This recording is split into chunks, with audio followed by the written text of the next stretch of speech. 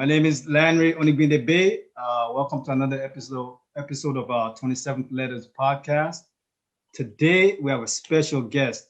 For me personally, this is a huge step because based on my history, I haven't had the greatest interaction with de facto, the system in general.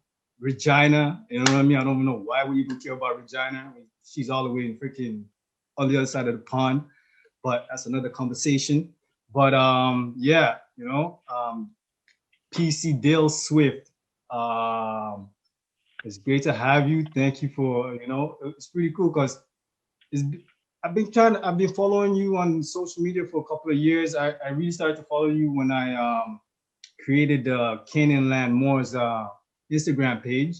So I felt like it was important to start the dialogue between the Moors and indigenous folks in general, and just see where it goes. So I started to follow you because I was just looking for peace officers out there that are kind of active and engaging within the community, which I feel is very pivotal because I feel like a lot of the peace officers that work within the system, like you don't see them. They're like in protective custody when they're not in their uniform. You know what I mean? Like, where are you guys? You know what I mean? I understand. Trust me. So it was pretty cool that the other day, like I said, I was been following for a couple of years, and we sent a couple of messages back where it's like, I want to interview you. We need to sit down and talk. And the other day, I ran into the man.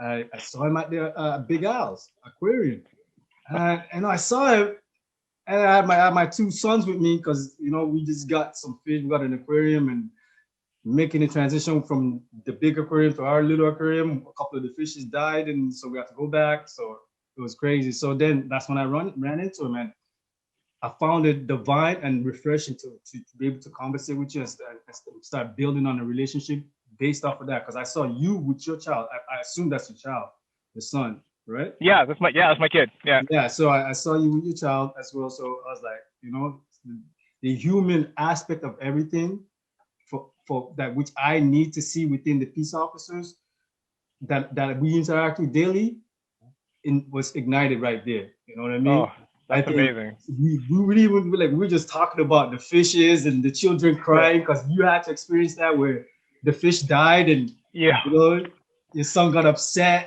So he was upset. I woke up one morning and the fish is not moving. The boys start crying. I got me to start crying because I'm like, yeah. What is this? So, yeah. So it was really great running into you. We exchanged numbers, and a couple of days later, I text you, and you were like, "Yeah, you're down. Yeah. Here we are. Thank you for joining us again. No, thank you for having me. Not even thank you for having me. I really appreciate it. You have no idea. Okay. Let's get right into it. Into it. When I thought about sitting down with you, it never occurred to me that, sitting down with a person like myself, my background, never occurred to me that there might be some backlash from people that you may work with that might not like it. The reason why I say this is because I'm watching your Instagram page. I'm getting ready for this interview.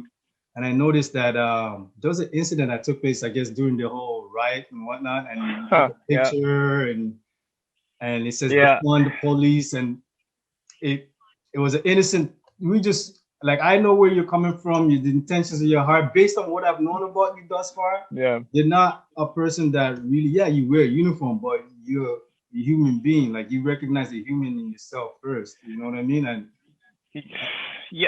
sorry, go ahead. I don't want to cut you off. So sitting down with me and seeing you go through that, I'm just gonna make sure that we don't go too crazy with our conversation.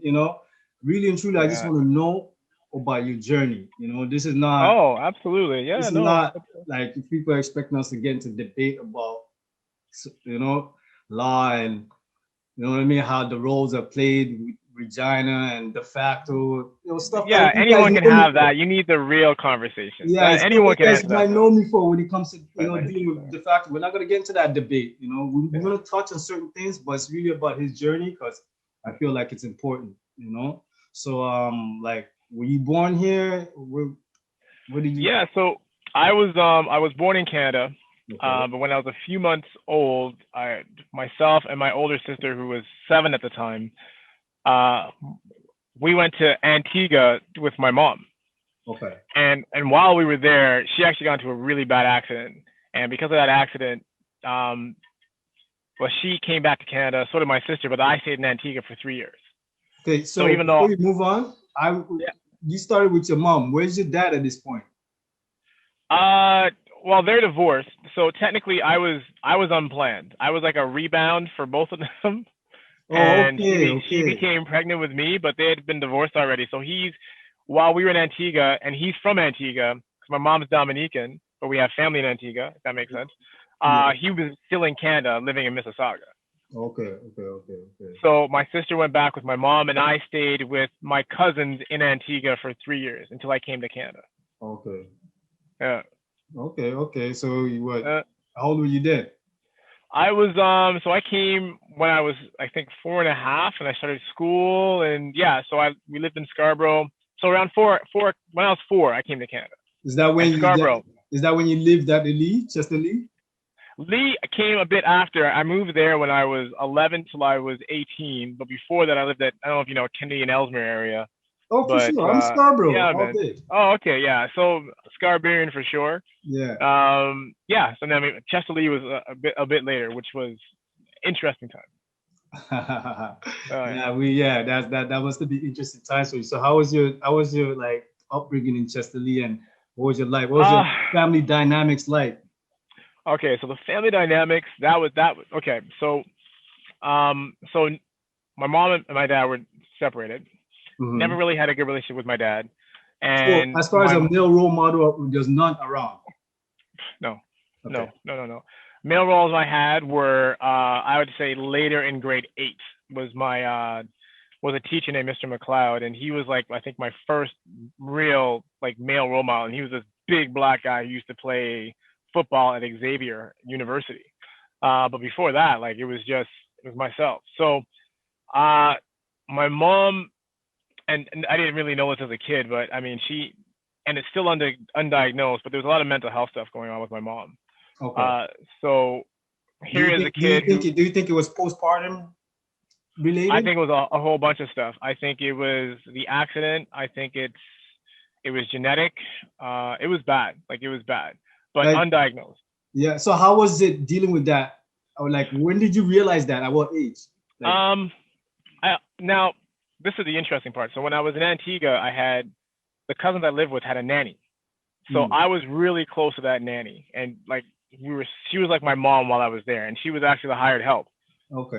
Ironically enough, right? So that foundation of like love and nurturing and all that kind of stuff I got Hmm, from this woman who's not even related to me. hmm, So when I came to Canada, the dynamics changed significantly. So my mom, I've never been hit before, and my mom would like hit me for no reason, yell, curse, tell me I was worthless at a young age. And I was so confused. I would always pack up all my toys and go back to the front door, and I'm like, I want to go back to Antigua wow. because yeah, because everything was just so different now. There was a lot Yeah, of you had an anger. older sister, right? Yeah, I had an So, older sister. so how was So that with her? Like, did she experience the same thing with your mom? she got it, but I think I got it the most. I think my mom felt that she had to be more physical with me because I was a boy. So Do you my look like your mom, dad? sorry, Do you look like your dad? no, I look more like my mom. Oh, okay. I see what you're saying though, but no, I look actually way more like my mom's side than my dad's side. My Hmm, sister looks like my dad's side, but I look like my mom's side. okay. So growing up I was very confused. I was very angry. Saw my dad here and there, but I mean, my mom, I remember I think I was 7, and I was in her room, and she was like, "Just so you know, the reason you're here is because your dad raped me." And I'm like, What? "What? What? 7 years old?" So I don't even know what that means. But then later on, it's funny, like there's things that you keep in your head or you compartmentalize. I remember that, and I was like, my mom just told me that the reason I'm here is because my dad raped her. So, and she never had anything good to say about my dad, right? And my dad, And she I had two mean, children with him, right? yeah, yeah, 2 children.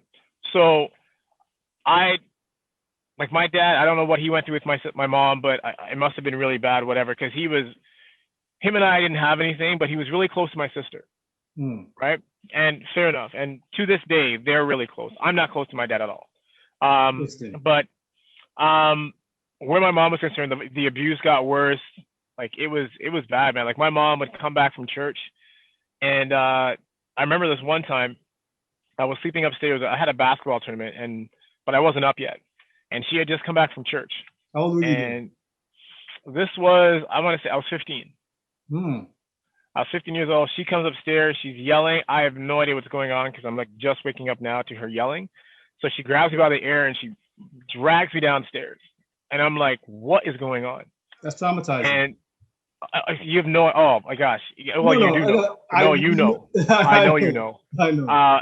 So she dragged me into, and she threw me into the kitchen. And I'm 15. I could probably handle myself. But it's that whole distorted It's still your loyalty mom. It's thing. still your mom. Yeah, and it's this distorted loyalty that you feel like no matter what your parents do to you, you have to respect them. And I don't believe in that, and I'll explain that in a second. So she takes me into the kitchen, and she's like, "Why is there like it was like a cover to a Tupperware?" She's like, "Why is it on the table?" And I was like, "What?" And before I could even finish what, she she punched me in my face. Okay, like punch you right in my face. So Is your now I'm mom? bleeding. When I met you, how tall are you? You're Six pretty four. tough. So how Yeah, big is your I'm six mom? four. How big is your mom? She My tall my too? mom's no, she's 5'10". She was around 5'10", 5'9". Okay. So she punched me, and then I remember she goes, "I'm gonna ask you again." And as she's saying that, she's putting on all of her gold rings. See, oh, Yeah, to hit me again. So she goes, "Why is the thing on the counter?" And I was like, "Boom!" So now my lips are busted, and I think she hit me 2 or 3 times after that. But wow. I got used to getting hit in the face so much. Like when she would do it, I'd go like this, so she'd like hit my gums and leave my lips alone. And I was playing a lot of basketball, so my go-to was like, "Yo, Swift, what happened to your face?" I'd be like, "Oh, I got elbowed in the face, or a guy headbutted me by accident." And I mean, some of my friends were like, "Oh, okay," but friends who knew me really well was like, "I think that was his mom," right? Because they would hear it especially when this is when I was in Chester Lee, they would hear it yelling, blah blah blah, and things being thrown. I remember my mom, even I can't remember what the argument was about, but it's usually over something simple. And I remember she came at me with an iron. Like she was ironing, she came at me with an iron. And I remember I think I was 16, and we were at the top of the stairs, and she's in front of me, and she's trying so hard to press the iron on my chest. So she couldn't get the iron on my chest. So what did she do? She bit me on my chest. So she bit me on my chest, trying to get the iron, and my instinct was just to throw her down the stairs. I'm like, I'm gonna throw her down the stairs, but always in the back of my mind, because my mom never had anything really nice to say, right? She's like, "You're gonna have someone pregnant, you're worthless, you're You this, think you're she could have? that." You think she would have called the cops on you if you hit her? If you hit, 100%, 100%, and then you know what would 100%. have happened, right? My mom has my mom has illegally put people in jail because she has given allegations. That's my mom. So yeah, Wow. 100%. Wow. So this it was incredible the fact that I didn't push her down the stairs because it hurt. But I always had in the back of my mind, I'm like, I'm never going to prove my mom right. So everything that she said that I had to make sure I was the opposite of. Hmm. And it was tough because I remember she came out of the blue again. I was living in the That's a basement. big fight. That's a big fight you had, because for some people you don't. For people who don't realize, when you have parents that are, because I went through it and I had to like really believe in myself. It took me really hitting rock bottom to really believe in myself. Like, you know what? You could do Yeah. stuff. You know what I mean? You could be Oh a yeah. functioning member of society. You know what I Yeah. mean? So for you to be able to like break away from that, pretty much Yeah. spells that she's putting on you, because that's what it is. Words cast spells. Oh, A lot, a 100%. lot of the people, adults that you see out there that have issues, a lot of it derives from home and what was done or being said to them. Yeah. You know what I mean? So for you, Well, I commend you for that, for being able to well, break away. it was, you know what, but it was tough too because you grow up really confused, right? Because you see yourself as a good person, but then people who you're supposed to trust and give you that comfort, um, are the same people that are telling you you're a horrible person, and you're trying to figure out what makes me a horrible person, what makes me a horrible son.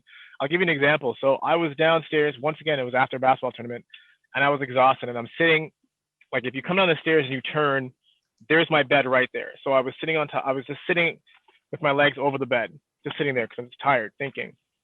Hear my mom burst open the door upstairs. I'm like, what now? And so I go up and I'm like, what is going on? Because she could have just opened it, but she decided to kick it open. So my mom is wearing like this white nightgown, okay? Like this white nightgown. Her hair is crazy, whatever. And she is screaming and crying at the top of her lungs at the top of the stairs. And I'm like, what is going on? She then proceeds to walk down the stairs. And this is no lie. God strike me down if this is no lie. She started to walk down the stairs on all fours, okay? She walked downstairs on all fours, came down. She has a prosthetic eye. She took it out and she threw it at me. And then she came to my feet and was damning me to God. Like, it was the craziest thing. Like, just, and she's yelling and screaming and praying and damning me to God. And I don't know what I did at this point. And a lot of, like, and as you know, like, religion's huge. So forget just being a human being, but when they start using like scripture and religion to further make you feel like crap, it's not just, you just have to heal through the cultural stuff. You have to heal through the religious stuff too, because it's just like, she's praying on this.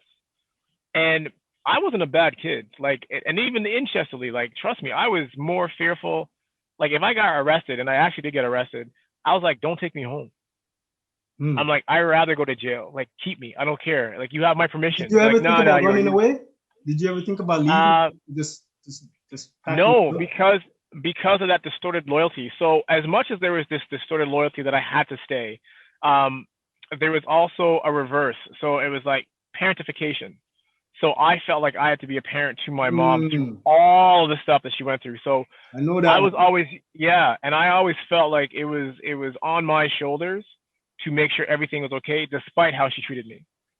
And trust me, I was angry. I would, like, she'd leave the house and I would punch the door. I would go nuts, but never towards other people, because I knew what it felt like and I knew the impact it had on me. And it's funny, she kicked my ass all over the place, like, for no reason. But it was the things that she said that hurt me the most. And I remember the one time that I actually didn't believe what she said was, it was grade 8 graduation. And even though I got the Athlete of the Year award, that was fantastic, I also got the Citizenship Award. And I remember being completely shocked. And I remember crying because I had received something because I was kind, I was helpful, and buddy, I was undiagnosed ADHD. Like, thank God I had teachers who understood me.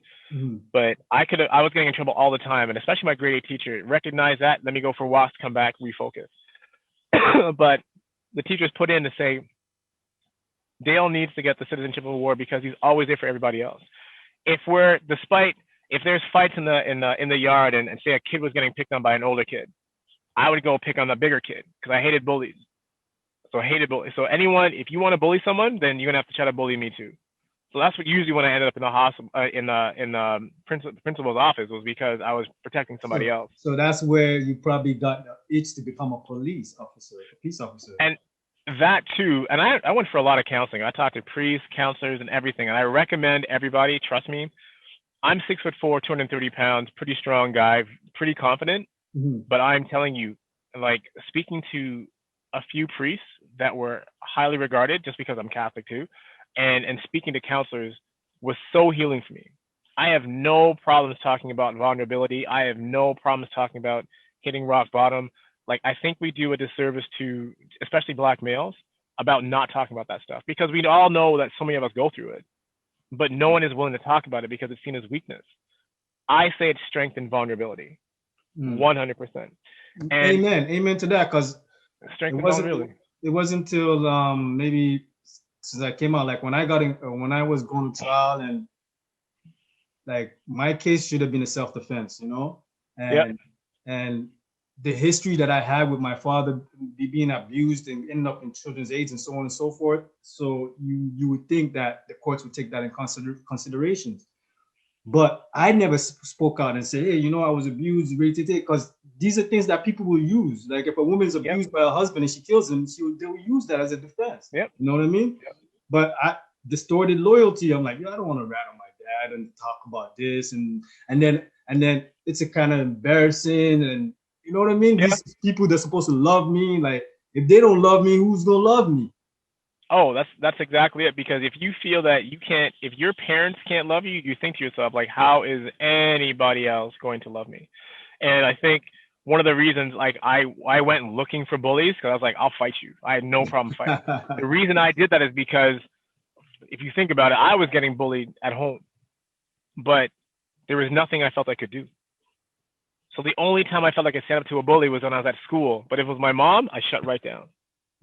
Like just passive, like just nothing.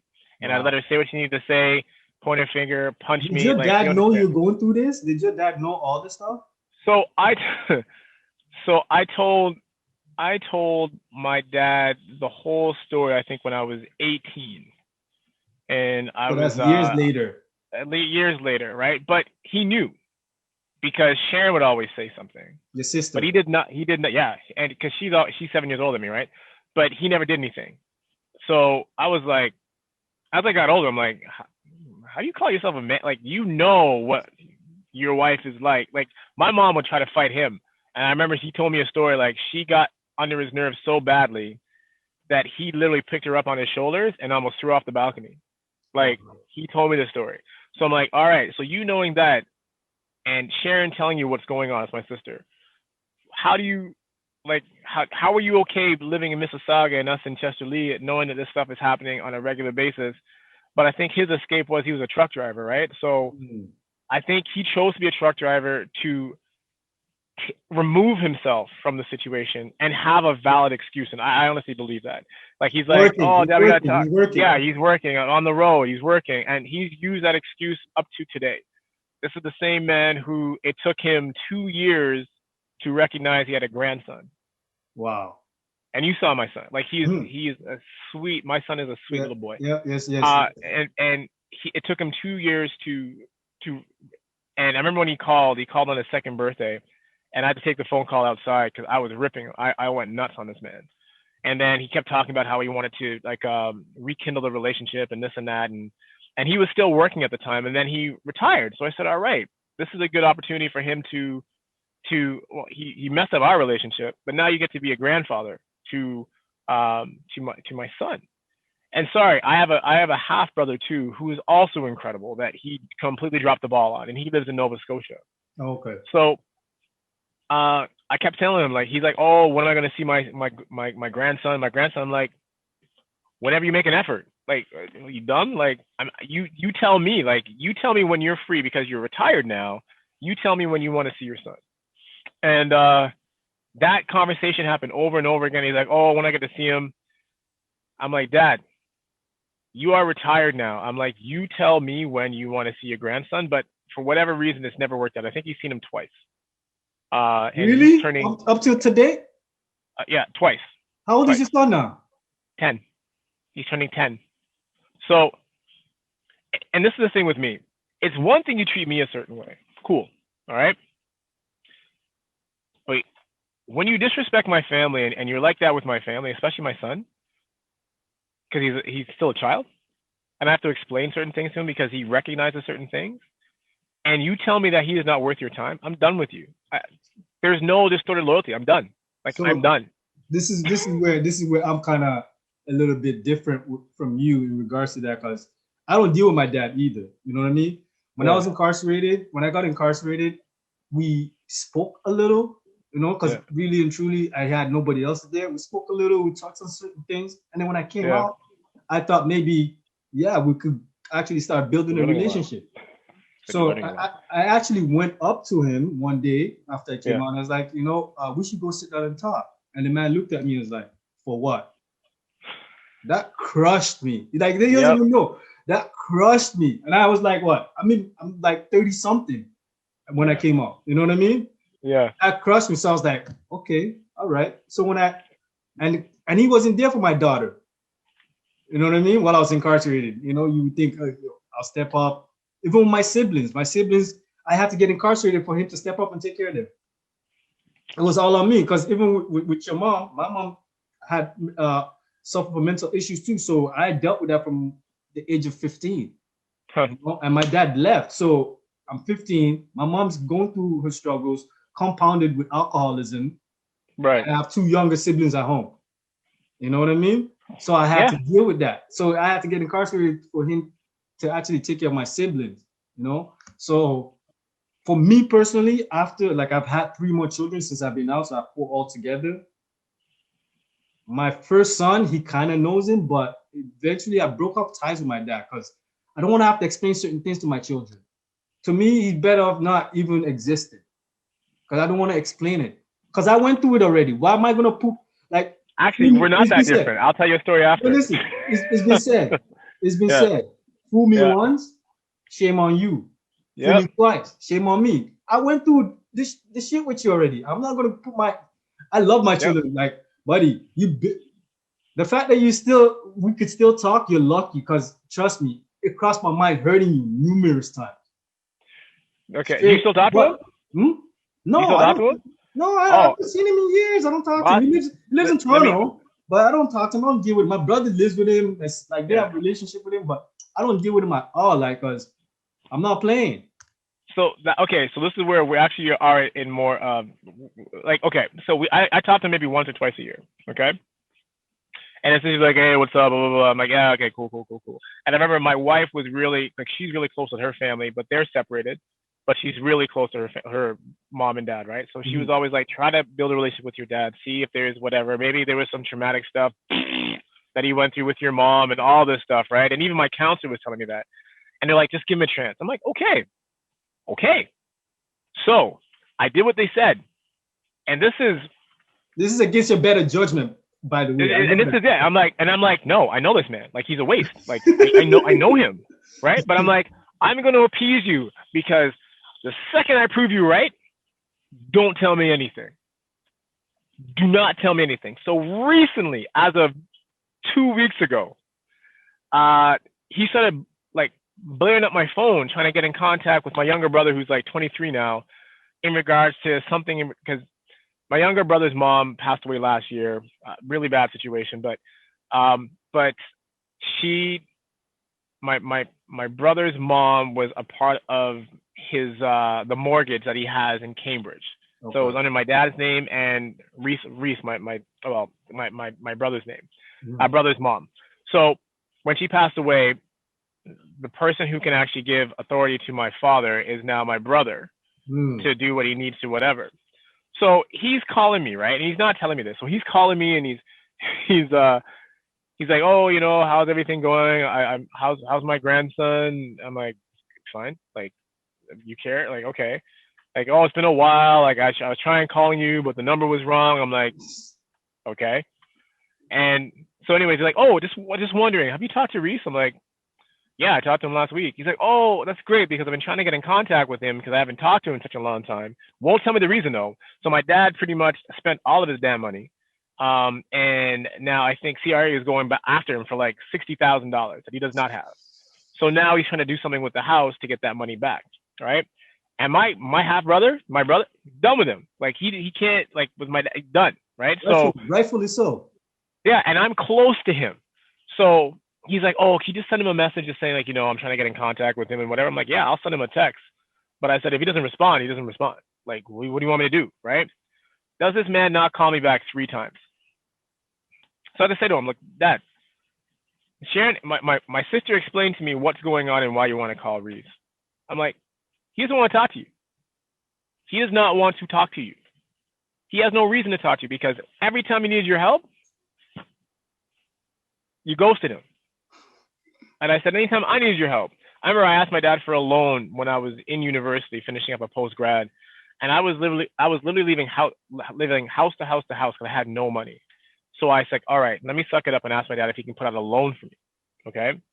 So he's gonna put in a loan, and I'm like, I promised Dad once I finish all this stuff, because I can't work yet because it's either school or my co-op, right? Mm. I'm like, I'll pay it all back once I get a job. So this man is going through the process, and then all of a sudden he calls me. He's like, sorry, I got some bad news. I'm like, well, what happened? He's like, the Bank of Montreal has asked me too many questions, so I can't give you the loan. I'm like, what do you mean they're asking too many questions? He's like, I don't like the question. I feel uncomfortable with the questions they're asking me. So I'm like, yo, listen, hey, there. you know how many times you get burnt? Oh my God. Yeah, let me tell you something. I'm Yeah. convinced. I'm pretty much convinced that like the men from our fathers, like that era, the 80s, 70s, those guys, Yep. they were on some serious drugs. And that's the thing is my dad. And this is the thing is Like, my dad. if it's not drugs, it's something like the responsibility, there's a disconnect. I don't trust me, because my dad. I'll tell you now. My dad, he's a scholar. And I'm like, why are you a truck driver? But that's another story. I say to him all the time, right? Not to knock any truck drivers out there. No. This is because he's constantly boasting about this and this and that, and then I'm like, you choose that, and trust me, truck driving is tough. I couldn't do it. I'm not built for it. Mm-hmm. But this is just for me to honestly piss off my dad. That's all it is, right? That's all it is. Like I'm taking shots. Yeah. I'm just taking shots. So this man, what was I gonna say? So he's asking me all this stuff, right? And then I tell him, like, Dad, I know the reason why you want to get in touch with Reese, right? And I said, you've given us nothing. Like, anytime we need you for anything, you ghost us, right? He's okay with my sister, but for whatever, because I think he knows that my sister needs him. But his two boys, we're good. Like, we've done figured it out. We've been figuring it out, right? And I have my own family. I can't worry about him. So I start getting into it with him and like reasons why, and he goes to me, he's like, this is what I get for being a good father. I got up and I was like, I had to go outside. I think I burned my barbecue because I was barbecuing, so everything got burned. So I'm like, you're a good father. I'm like, what makes you a good father? Well, every time you guys needed something, I gave you money. Money what? I'm like, what are you talking about money? Like, when did you give us money? What physically have you done besides being alive? Right? So then he starts getting all like pissy and stuff, right? So Landry, I go off on him, right? Oh no, because he goes, I said to him, for instance, I said, you have never made any effort to see your grandson. Not a single one. I'm like, how can you call yourself a man if you haven't made one effort to at least salvage one relationship with one of your sons? You know what this man tells me? He goes, it's because I think it's because of your wife. I'm like, what are you talking about? He's like, I think she's funny. Like, there's something wrong with her. What? Yo. So everything. Listen. We're gonna move on from your dad. Because I went off. So anyway, I called him every possible name I possibly could have. Everything. I went off on him to the point where my wife brought my son upstairs because I was yelling outside, to the point where my neighbor came out and said hi, and he thought I was yelling at him. All right, so I had to apologize to him and just call him out. I'm like, I'm done. I'm like, I am absolutely done. I don't blame you. I don't blame you. What I want to know is, it's okay to be done, people. It's okay. Trust me. What I want to touch on is what was life like outside of the home for you as a teen in the league? Like, what did you have? Like, what are the obstacles? How did you stay out of trouble? Because for me, coming outside of the house after going through what I went through, like, I had a chip on my shoulder. You know what I'm saying? Yeah. And I'm not tall like you. You saw me. I'm like 5'8", 5'9". Yeah. You know what I mean? 145 soaking wet. You know what I mean? So like, so outside of the home, I'm ready. Like, don't piss me off. Like, I'm ready. Yeah. You know what I mean? To take it out on somebody. You know. So how did you? And then that led me to hang around with certain people and that I might not had the best interest for myself or even their own life. You know what I mean? So that led me to all this other stuff. Nothing crazy. Like, as a teen, the most I ever got into before I actually got incarcerated for murder was driving in a stolen car, joyrides and shit. Yeah. Yeah, you know what I mean? Innocent stuff. No weapons, no nothing. But I'll get into fights in school. You know what I mean? I had no problem getting into a fist fight in school. You know what I Yeah. mean? Stuff like that. But aside from that, and like sports was a big outlet for me too. So Yeah. that helped a lot. So what did you do, and how did you avoid it as a teen living in Chester Lee? Because I know Chester Lee. Chester Lee's not too far from where I grew up. And I know Okay. man from Chester Lee. We probably know the same people. You know what We I'm saying? must, man. I'm 43, so I think we probably know the same people. I'm 42. You know what I'm saying? Yeah, we know the So, same people, man. yeah, trust me. So yeah, so We know what the did same you people. do? What did you do to It was, you know what? I just remember being so confused when I lived in Chester Lee because I hated being home, so I was always out. The one benefit I had was I was doing really well in basketball. Basketball was really good, and then my knee got injured, and then doing well again, then my other knee got injured. But long story short, like basketball was a good outlet for me to keep me out of Chester Lee. But I got involved in a lot of stuff in Chester Lee. Like you can't be from Toronto housing and whatever and not know what's going on, and sometimes not be somewhat involved in the things that happen in Chester Lee. Like guilty by association?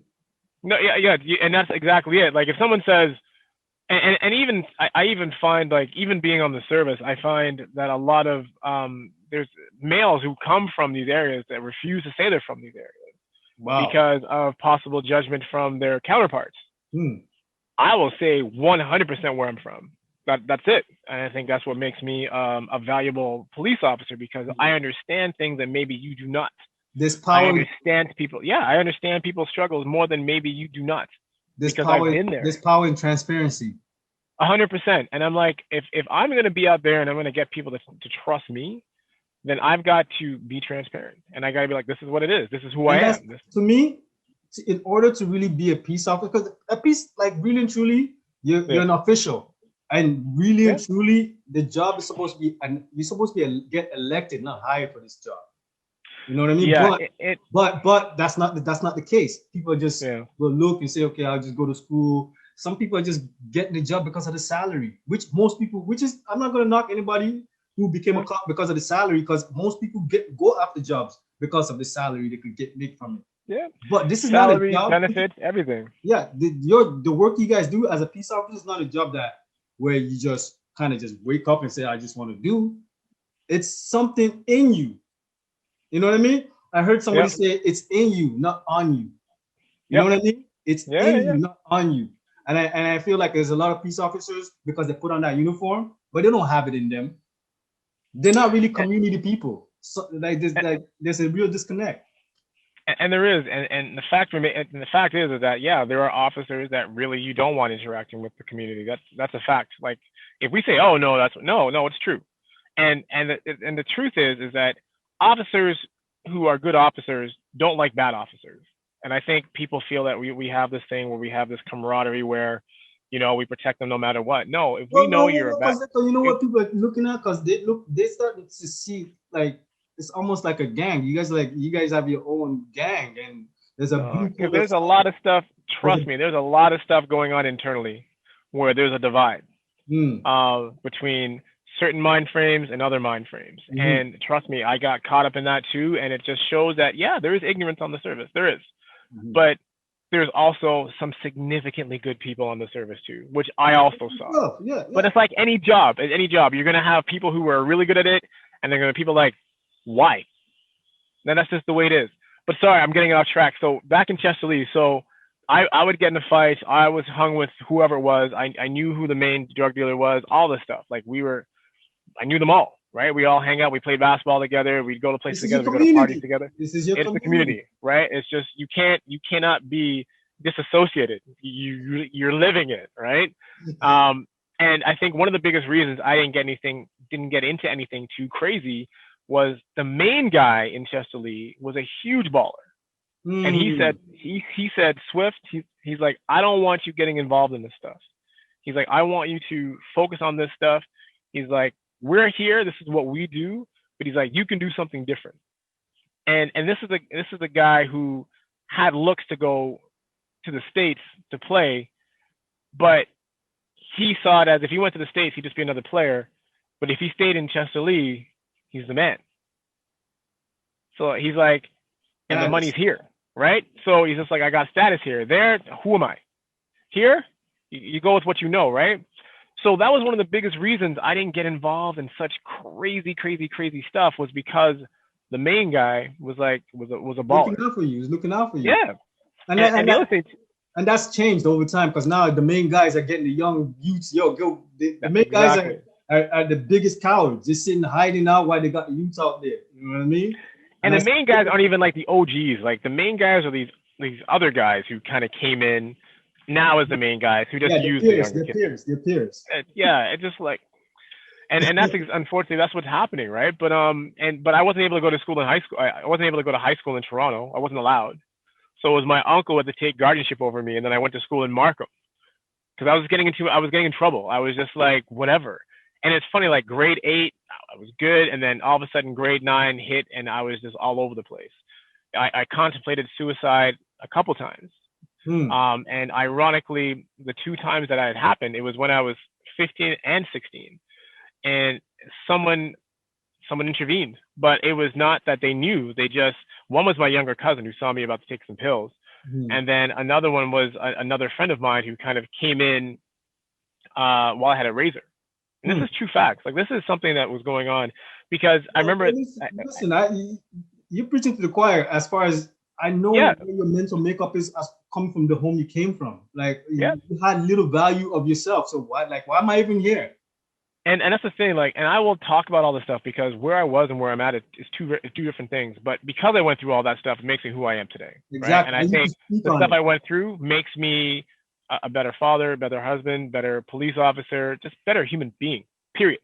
Right? And so I won't take that back. And I'll let people know this is the stuff that I went through. Because they're like, what, really? I'm like, yeah. Because trust me, we have a lot of vulnerabilities too. So high school came and I was very confused about a lot of stuff. So I was living kind of in Markham and in Chester Lee, going to school up in Brother Andre. And trust me, at this, like I had to wake up at like 5 o'clock in the morning, get there, usually fell asleep in class. So here's this black kid from Scarborough who's coming to Brother Andre, who's falling asleep in class. He's disrespectful. We accepted everybody, yo. Right. So it was crazy. But the funny thing is, this is the first time I actually saw such divide, like racial divide, when I went to high school. Because in Chester Lee, you had Jamaican, Chinese Jamaican, black, white, you name it. And that was just who we were. Yeah. I went to Brother Andre, and I remember they had this place called Harlem Hall. And I'm like, that is a dumbass name. I'm like, who called it Harlem Hall? So that's where all the black people hung out. And then you had like all the Italians, quote, Ginos and Ginas, which was back in the day. They hung out together. And you had like your Filipino guys and you had your Chinese guys. And it was such a separate, and it never made sense to me. And I remember the guys from Harlem Hall telling me I couldn't hang out with certain individuals. And I remember I laughed in this guy's face. And he was in, I think, grade 12 or OEC, and I'm in grade 9. I'm like, who are you to tell me who I can't hang out with? So initiation. Oh yeah. So they're like, okay, this guy thinks he's tough. So initiation in grade 9 happened. They threw me into a bathroom and they beat the crap out of me. And I was like, you can't touch my face though. Don't touch my face. I'm too pretty. Don't touch my face. Right. So as they're beating on me, I'm literally laughing at these guys, laughing because you went through this stuff at home. This is I'm nothing. like, what? I'm like, what is it? Like you guys, I'm like, my mom punches harder than you guys, right? And I'm just like, for me, I'm laughing. The same way. That's the same way outside of the home. Any type of altercation I got into was like, bro. Yeah. I don't have to think in the situation. Yeah, I don't have to think in the situation. I'm good. I don't have to hold back. Like this is ridiculous. So, it was weird. Like grade 9, I almost failed grade 9. And then from grade 9, we went to another school, Father McGivney, and that's when I started to really change up a bit and really take things seriously. But I had a VP who really took me under her wing, who said, show me something different. Like you came from Brother Andre, this is what I heard. Show me something different. I think you're different. And it's amazing when a kid has someone that sees them differently than how the negative people in their life and themselves see themselves. So I had teachers that helped out. Like when I was in like as soon as I got reunited with my father at the age of 10, like the abuse was immediate. So I Yeah. mean, like, grade 5 or 4, Mrs. Brahowski, I went to St. Mary's Elementary School. She was the one that kind of noticed the bruises on me, and Yeah. got children's aids involved early on. And Yeah. yes, like getting people who kind of showed that they care, Yeah. from my perspective, it really helped. You know what I mean? Like It does, because it gives you hope. It just make it just when someone cares about you genuinely, as confusing as it can be, that's sometimes all a kid needs. A kid just needs someone. He just needs. I might even start tearing up here, so I apologize. But a kid just needs someone to believe in him or her that's and just stick around. Just stick around a little bit. Just don't tell me lip service and then disappear. But just some check-ins. Just you're here. I see you here. No, I'm here. No, no, but I see you coming here. I know, but I'm here. Yeah, you think so, but we see you here. mm, And the more and more you are told that, things change, right? I moved out when I was 16 from Chesterley. I mm. moved out and I was still going to high school, Yeah, you were living on living. your own?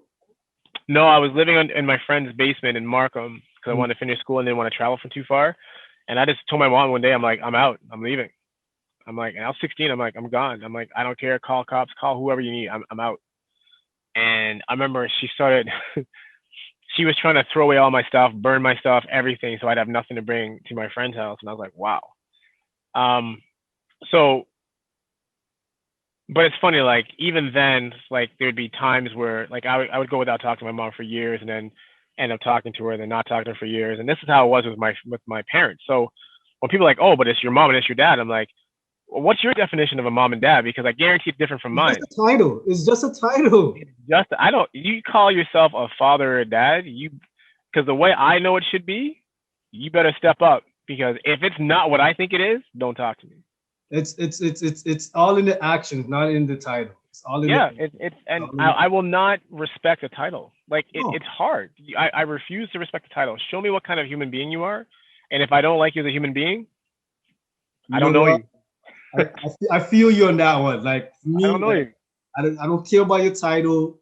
I don't care about And your you're the degree. I don't care about no, nothing because you don't need a title. You don't need a degree to be a good person. no, you don't. You just need to be a good person. And the thing is, like, especially now, time is precious, right? So I don't want to like bombard my life with people who are just like energy vampires or people that are just going to make me frustrated. I'm in a situation in my life now. I can pick and choose who I hang out with. I can pick and choose who I want my family to be around Yeah. because that's up to me, not you saying because of what. Oh, yeah, I pick the people who are in my circle. Hmm. And that's it because our time is precious. I don't want to spread my time out to people who don't deserve it. I don't want to spread my love and support out to people who don't deserve it. So That's it. how did you make the transition from this teenager to an adult who said, you know what, I'm going to become a peace officer? Oh, so I never saw myself becoming a police officer. Never. I actually wanted to be a teacher, and that's when I had to really pull things up in high school. And it helped kind of being out of Chesterley a bit. As much as I was still playing ball, I was going back and forth, but I was living in Markham and in Chesterley. I was able to focus on my studies because, like I said, my biggest motivation is like my mom expects me to fail. I can't fail because then Hmm. who do I have to blame? Myself, right? And then as much as I'm doing that at this age too, I'm trying to show my dad I'm worth his love. So I had these two things: prove my mom wrong and show my father that I'm worth his love. You ask me that stuff now, it's completely different, completely different. But so I use that motivation to do better in school. And then I remember I couldn't get into policing. I couldn't get into it was called Connet at the same time. It was like a teacher program Hmm. because I had an average. I finished my average was an 86, and I had tons of volunteer work and tons of stuff. I was on student council, all this stuff, like really good. But they wouldn't let me in because my mark was lower than a 93. Hmm. And I'm like, this is how you're picking your teachers? Like, because I'm like, look at everything else I have. How would I not be a good teacher? So that hurt. So, anyways, went to university. And I think when I was actually separated from Toronto for a bit and kind of had to do stuff on my own, I think was a huge eye opener. And I'm pretty sure I was depressed my second year of university because everything started to kind of hit home. Everything I compartmentalized started coming out. And I don't even know Harsh how. realities of life. Oh, just it started coming out, and I remember I didn't pass a couple courses in my second year, and I had to redo them later in Ottawa.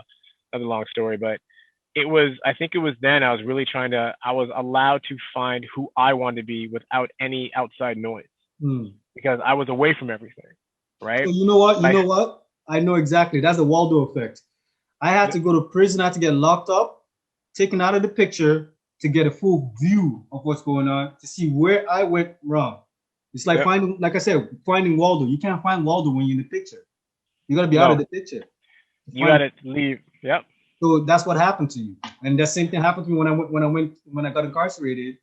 And these are choices. We made these choices. You chose to unpack all this stuff. Some Yep. people up till 90 years old, they're still sweeping stuff underneath the rug. Not fake, You not nowhere, man. No. so I think for me and you, we're like, you know what? This is what we choose. We want something better. And in order for Yeah. something better to happen, we have to start at the root. Root cause, what happened, where did we go wrong? And Yep. and being out of the city helped you. It did. It really gave me a different perspective, and it gave me different challenges, and it really showed me who I was without, like I said, without all the background noise, right? Mhm. And there was failures, there was successes, there was everything, but who I always thought I was before hearing a lot of that influential outside noise, I started to see who I was, and I started to feel better about myself, and it just got better and better and better and better. And then when Did I you, started feeling better about did you always myself, work out? Did you like what did sorry, you did you always work out? Did you work out? yeah, I worked out. I was playing basketball. I was Because doing a lot of I find that therapeutic. That's why I asked you that. Like, Oh yeah, that was great. And then I also started working with youth with severe mental health. hmm. So that was actually that was what I did for 12 years before I became a police officer. Oh, Like really? that was my youth mental health. I mean severe, borderline personality, in the middle of nowhere because the kids are gonna run away or You they're a danger joined to the, themselves and other people. Yeah. so you joined the force like later on in life. It wasn't like I joined when I was 32 and I'm wow. 43 now, but my background is all Oh, youth mental health. Yeah. okay. So that was a huge it was a huge eye opener in regards to how I was, who I was, how I dealt with stuff. A huge eye opener to the stuff that I dealt with in my own life with my mom. Um, I really got to learn myself through that experience of working in that field, 100%.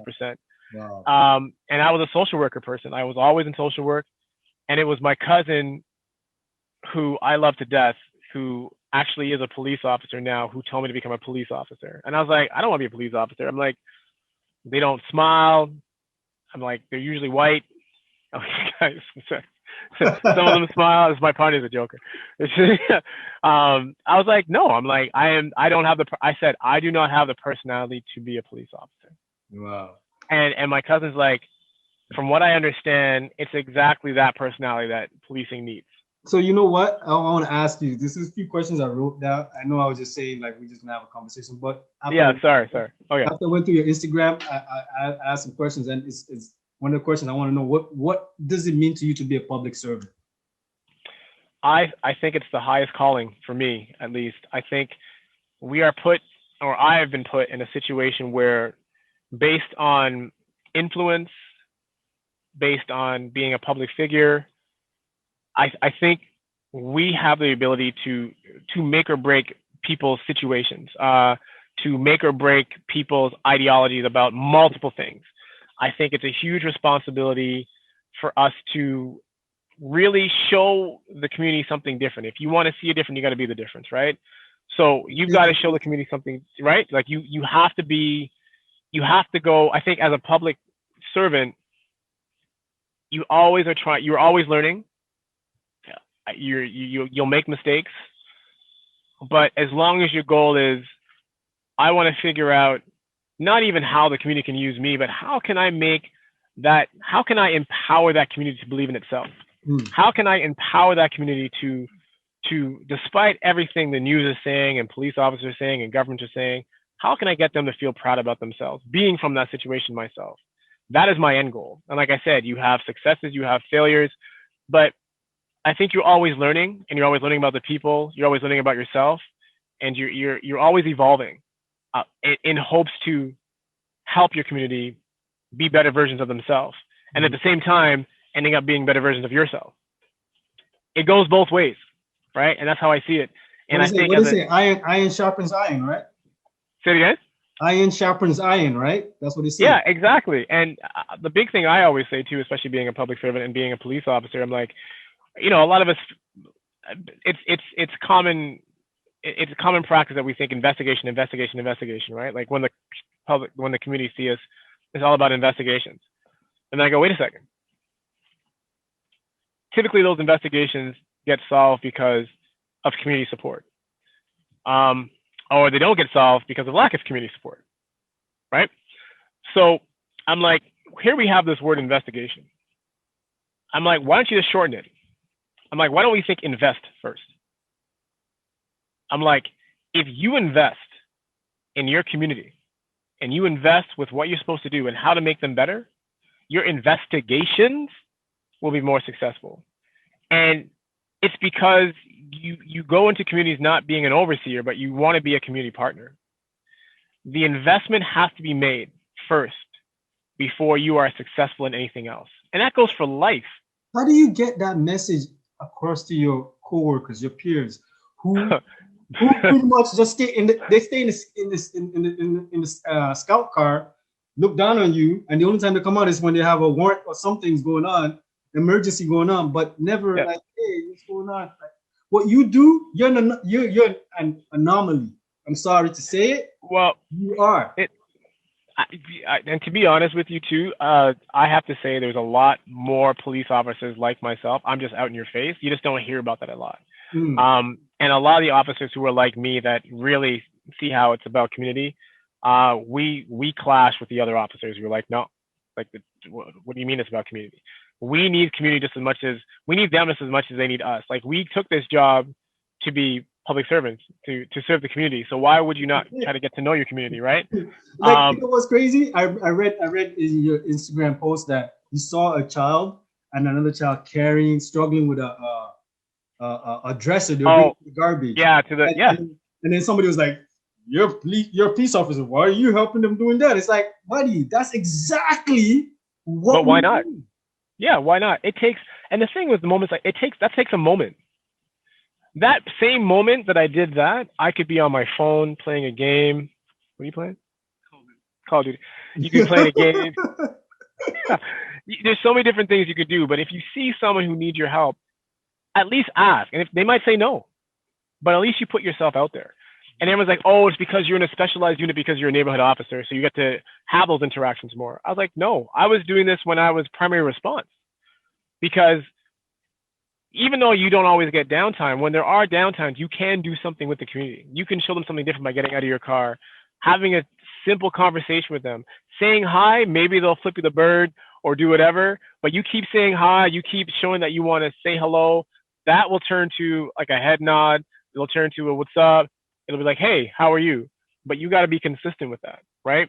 And it doesn't matter what position you're in policing, because we tend to make excuses all the time. There is always a way for us to connect with the community, even when we're investigating. You just have to be willing to do it. Is there a way to get to tell your peers who are more like you, but they're just not out there, to be more out there? Is there a way to get them to realize the value in it? Because I don't know if they know that. Yes, it's cool. Is that they're good cops, but we don't know that. We know who you are. Yeah. We know who you are. Like, everybody knows you. I think there's another native, quote unquote, native officer somewhere in Scarborough. He's pretty open. I can't remember. Oh, Arsenal? Yeah. You know what I mean? So we need more. We need more police officers to come out. You know what I mean? Come outside. And it's true. And it's really just, because it's funny, like, social media is just a tool to me. Like, I'm on 10% of what I do is on social media, 10%, right? And you have people on the service who think that's all I do. I'm like, no, that's just 10%. And the only reason I do that is to show genuine interaction. First of all, you do have a job to do, first of all. Yeah. And people don't realize, and it's funny because I'm involved in multiple investigations and have been successful from all the way from homicides, plural, to the smallest bike being stolen, which I posted about these kids who we found their bikes, and anyways, it's somewhere there. I use social media to kind of just show that genuine interaction that people say we can't have. That's it. Yeah, are I you don't need guys it. I don't care. I don't care for it. They could take it away from me tomorrow. I don't care and you guys because you guys got to check out his Instagram page and littered with his interactions. And this I enjoy going like when they start talking about peace officers being bad and whatnot. I'm like, man, I know Dale, yo. He's a peace officer. oh, you're amazing. Like, you feel what I'm saying? Like, Yeah. Well, it's you're changing the narrative slowly but surely within the community. trying to, You and I know? would No, say no, no, I no, would no. It's have. not trying. You are like we're sitting Okay. here because of what you've done, of the work Yeah. you've done. Let's not take. It wasn't like the Toronto Police Force gave you some funding to come sit down and talk to me. No, it's because of the No. work you actually do.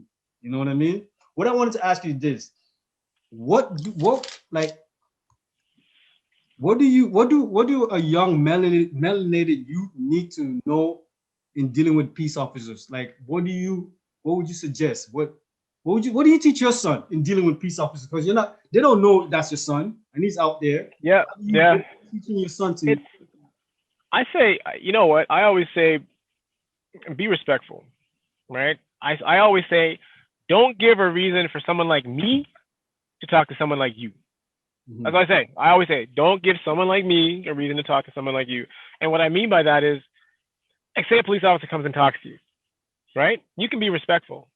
But if you're kissing your teeth and getting angry and so on and so forth and starting to cuss, it's like, okay, so this is how you're playing it, right? And then a very simple situation can get very dynamic and it can end in so many multiple kind of ways, So right? what I was going to say about that is that for that child or that person that might be a little rude or whatnot, it's because it's the defense mechanism. Because Oh, I know, 100%. we don't know how they don't know how to deal with. Like, Yeah, I've gotten comfortable talking to peace officers and so on and so forth, but yeah. early on in life, or like I don't know That how to took talk time to. too. Yeah, Yeah, I don't know how to talk and to. and that's the thing too. It's hard because also a lot of the youth. Say we go to some neighborhoods, right? Who are uh, say we go to somewhere in Toronto housing, right? And we try to go talk to someone. Someone's probably going to be rude or disrespectful or whatever because of the people around. They don't want other people knowing that they're talking to cops. You know what I mean? And that's something I think we have to keep in the back of our mind is that if we're approaching somebody and we're guests in their neighborhood because we are guests, we're not from here. We come in as guests, we're trying to investigate something or talk to you, and there's people around. You might see attitude. You're going to see a resistance because they don't want to give the impression to their friends who may or may not like cops that you like cops. Because now it's like, who are you? I don't know if I can trust you. So we have to respect that. If you're in a situation that's not like that, and an officer should approach you respectfully. Period. Right? But you also have to remember their position and your position, and you are more in a more vulnerable position. And what I mean by that is, if if if you are rude and disrespectful for no reason, and the officer is talking about certain things, um, it can just make the situation more uncomfortable, right? So then the officer, it's hard to say, but when there's resistance, I'm trying to think of how I'm trying to say this. Put it this way: if you know you didn't do anything wrong, if you know you didn't do anything wrong, and the officer talks to you, you have no reason not to talk normal. Like, hi, officer, can I talk to you? And they'd be like, oh, can I know your name? Depending where you are, you'd be like, you know what, I don't really feel comfortable, giving out my name, but how can I help you? And then how that conversation So starts from there. you know what you just said there? A lot of people don't know about those rights. Like, for me, I had to go through I have to go through it to learn about my rights. Like, for example, Yep. what constitutes an ID? I went to court and found out, oh, you know what constitutes an ID is just a piece of paper with your name and an Yep. address on it. You don't even need to have a picture on it. But we think, okay, I gotta have a driver's license, whatever the situation may be. Nope. You know what I mean? So just Yeah. knowing I think knowing your rights and the children knowing their rights. And I think again it goes back to education. There should be a curriculum on, on dealing with peace officers in school. Oh, there should be. Like, And this should but be this is the thing too. a curriculum on finance, on how to handle money. Like, Yes. like this. Oh, there's so many things that we could be teaching our youth that they need to know right now. So you And see, the one thing about you see where the setup is that we get oh, miseducated. yeah, And then TV. I mean, remember Boys in the Hood, the movie? yeah, Remember of course. that quote unquote black cop, how he dealt with Ice Cube. Like I remember that. You know what I mean? Oh wow, yes, yes, So yes, you think about it, the yes. conditioning we've been going through, and then depending on what neighborhood you live in, you might go through this a couple of times a week where the cops, peace officers asking you questions. You know what I mean? So Yeah, maybe and it. you get tired of it, you know, or maybe you're Oh, not of happy course because you do, and you it's. come from a broken home and so on and so forth. So Yep. there's a lot. It's like a setup out here. Yeah, and I think both of us being community and police officers can do a better job. So if someone says they don't want to talk to us, if we have no reason to talk to them, just stop talking and just walk away. If it's a situation that we need to talk to you, we'll tell you why we need to talk to you, but we have to tell you why we're talking to you. Like, why am I talking to you? This is the information that we got. This is why we're I'm talking to going you. through the baby right now. Oh, okay, okay. Oh. This is my baby, Militia. Yeah, go ahead. Yeah, no worry. I just see the top of her head. What's it called? Yeah, I think we both could do a better job in regards to like we can watch our approach, and then I think community members can watch their response. Because when I tell youth that they need to know their rights, I said as much as you need to know your rights, you need to know your responsibilities too. I'm like, everyone's talking about rights. But if you don't know your responsibilities and you know you're in the wrong, man. Like, why should I make it worse when you know you're in the wrong? Like, and I have these conversations in investigations with people. I'm like, you know you're wrong. Why are you ray and making a whole bunch of noise? I'm like, it's you. And I stay calm. And I let them go up high and I stay calm. I don't care what they say. You're not gonna get me riled up. I'm like, it's you. Like you know why we're talking to you. How about you tell people why you're talking to us? Like, tell people why we're talking to you. Like, why can't it make me look bad? So it goes both ways, right? Like we have to watch our approach. And I mean, if we approach respectful and there's disrespect, okay, then we can just walk away. If we have no ground to talk to that person, as frustrating as it is, we just have to walk away and not push it because we felt our pride was hurt. And the same thing goes to the community. Like if an officer is being respectful and they're trying to explain things to you and really just try asking for your help. If you can help. And if you say, you know what, respectfully, I'd rather not be a part of it, so be it. And they should respect that too. And that's exactly it, right? Like, why, if you have a situation that's here and it starts off here, either one, why make it up here? But either one. Dale, some peace officers really look at the citizens as like how God would look at their children. Like, I'm God. What do you mean you're not going to help me? What do you like? You know, I know that. Like and that's what I'm saying. And we have to be better that way, 100%. Yeah. And that's what I'm saying. Like, we know that happens. It still happens. I don't think it happens as much anymore because, well, I think, cell phones for sure, social media, people know their rights a lot more. And I think even the training. Are you guys wearing cameras now? I heard you. They're going to start giving them to each divisions. Yeah. So we have some pilot divisions trying it out, like 51, I think 11 division, a few divisions are trying them out. And then it's going to be successful. I like that. I like that transparency. How do I? I'm like, how do you feel about it? I love it. I'm like, give it to me. What about the other? Like, really? There's going to be officers who don't want it, and there's going to be officers who do want it, right? There's all, as I said, we're not always a collective in regards to how we think. If you're doing a good job and you're a good cop, what are you scared of? I can only talk for myself, and I'm telling you now, if someone makes a complaint, and I've been in some crazy situations, and I haven't had one complaint. Wow. But if I decide that I want one complaint, nope. I want none. I want to make sure I have a camera. So if you're saying I'm saying something, I have my notes and my camera showing a completely different story. And you know what? That's what I use my phone for, because I used to protect myself. And with the cameras you guys are getting, it should be this is another added witness for me.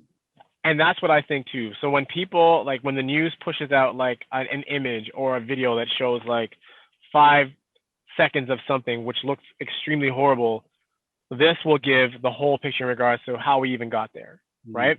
I think it makes us accountable, but at the same time, even more importantly for us being police officers, I think it protects us. I really think it protects us. It protects the community. It's brought in to protect. You can always say, yeah, Big Brother's watching. Like, there's always going to be someone who says something. But if you know yourself as a police officer and you know how you are, you have no problem with it. Great. That's a fact. You have no problem. You're like, okay, let's bring it. Where is it? I want mine now. Where is it? Where is it? Yeah, straight. You know what I mean? So yeah. It's all based on that police officer. and that's it. And one of the other, I got a couple more questions for you. Is, when it comes to the code of ethics as a peace officer, and and the oath that you take, when you meet or you go to your experience, you say you haven't had any complaints, but there are people that had bad experience. How do they remedy that? Who do they go to? Where do you go?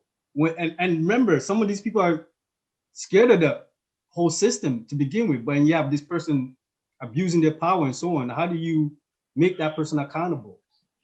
Okay, so I think a lot of people think, like, gone are the days where, say someone was roughed up or an officer was being disrespectful, they go to the police station. And then when they go to the police station, they say, I want to talk to somebody because one of your officers was disrespectful. And then maybe a sergeant comes or a staff sergeant comes and you talk to them and then you tell them the whole story. And then some staff sergeants or supervisors will be like, I'm going to look into that.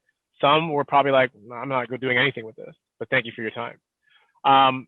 We don't have that. So we literally have professional standards. No one wants to get a call from professional standards from the police because it's not like, oh, we got you. It's like, explain this, right? So we have our divisional, what do you call them again? What's our divisional one again? Thanks. We have our complaints officer that has to deal with that. If it's something that can be dealt with in-house, like, they're awesome. They will deal with it in-house and figure out what happened. If it's past them, it can go to professional standards. And if professional standards gets involved, you better hope that what you say happened did happen. Because if they find out it didn't, they're not going to be easy with you.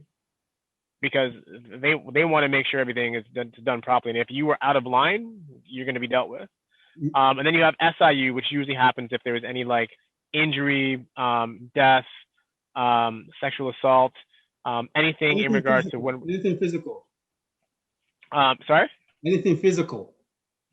It's more, if it's more like something like, if there's injury, yes, for sure, SIU will get involved.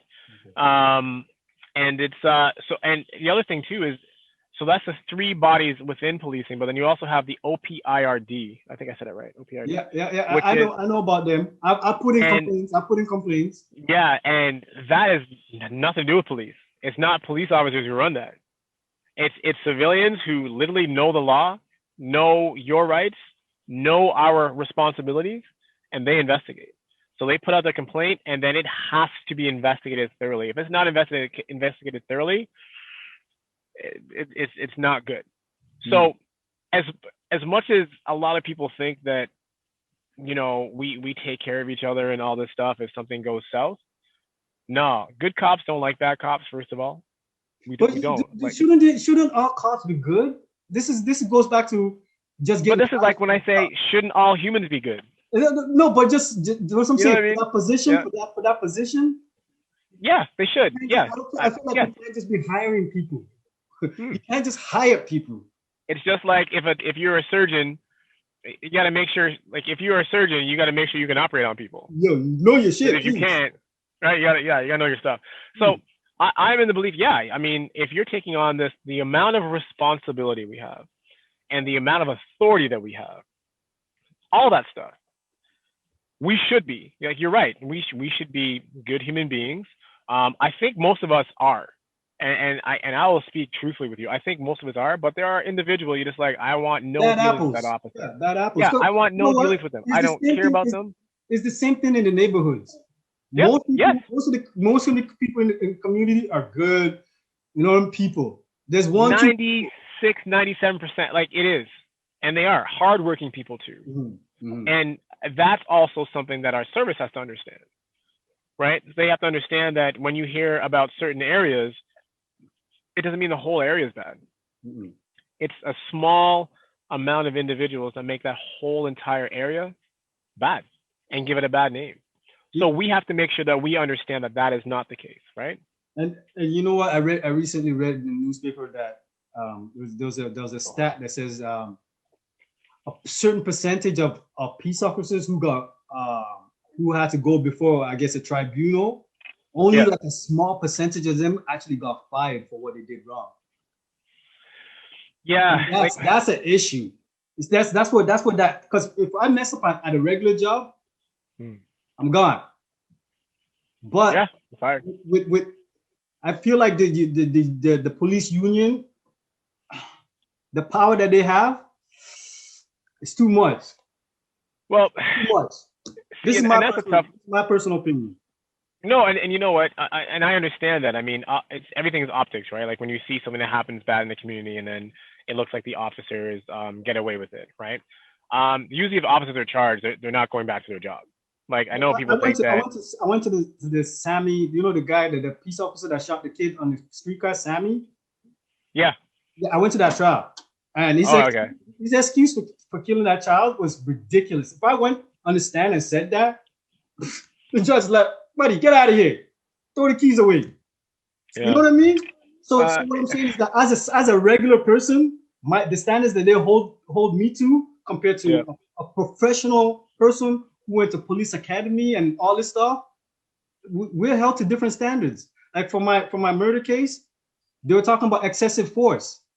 I stabbed somebody. I don't know how you could gauge excessive force. I was defending myself, but with a gun, you could shoot and keep shooting and keep shooting. Like that what I did, that was beyond excessive force. You know what I mean? And he got like Yeah. a slap on the wrist. Like, how do you feel about stuff like Oh, that? I think he was, and the thing with him, I think he was charged, and I don't think he's a police officer anymore. I don't. I'm pretty sure he's not. No.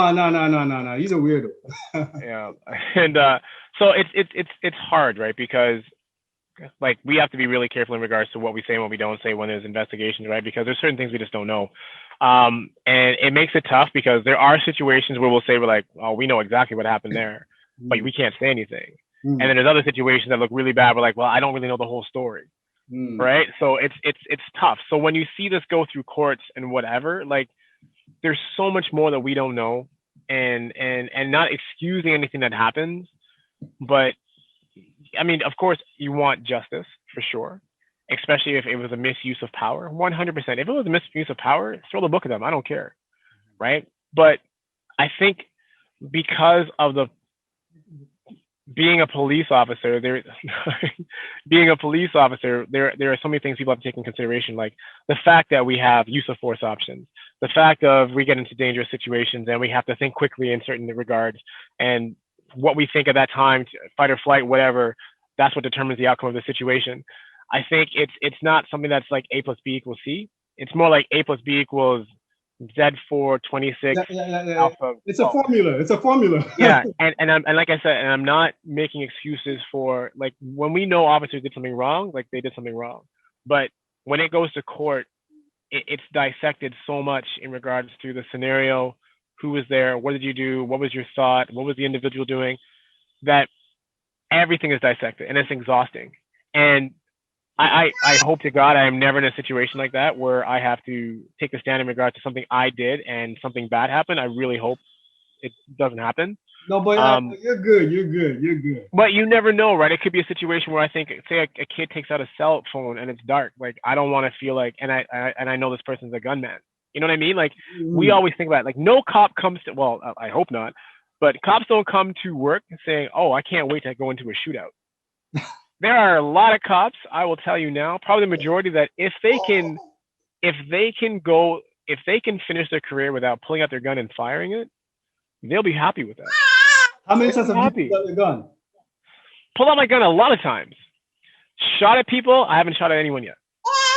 And I'm glad, and it's all circumstances, right? Like, proud to say that. You should be. I'm very proud to say that, but it's also circumstances. I haven't had a situation where there was another person in front of me with a gun. Right? I have gotten to those situations before the people could pull out the gun, and that's mainly because the community told me something. But I can easily be that officer who pulls out a gun and is now faced with someone else with a gun. Listen, I'm going home to my family. I don't want anyone having to go to explain to my son that he just lost his dad.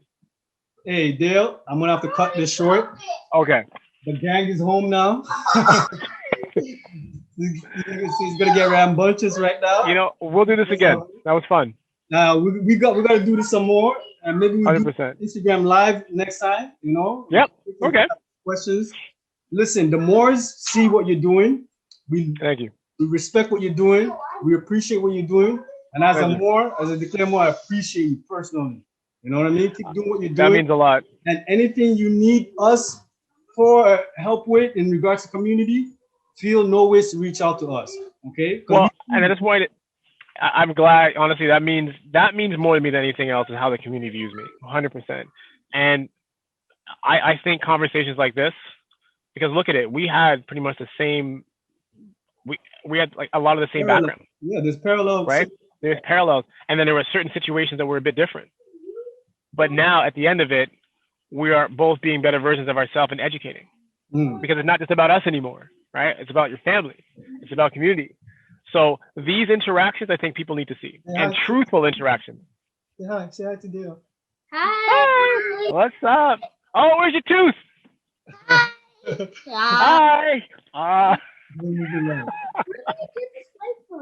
got it from downstairs. Listen, I gotta go. The boys are home. Thank you so much for the Step Back podcast. I'll catch up with you. Appreciate it. All right, take care. See ya. Bye bye. Bye bye. Thanks for hanging out with my dad. Bye bye. No, your dad is awesome. Have a good day. Thank you. Bye bye. Bye. This is the night in our bed.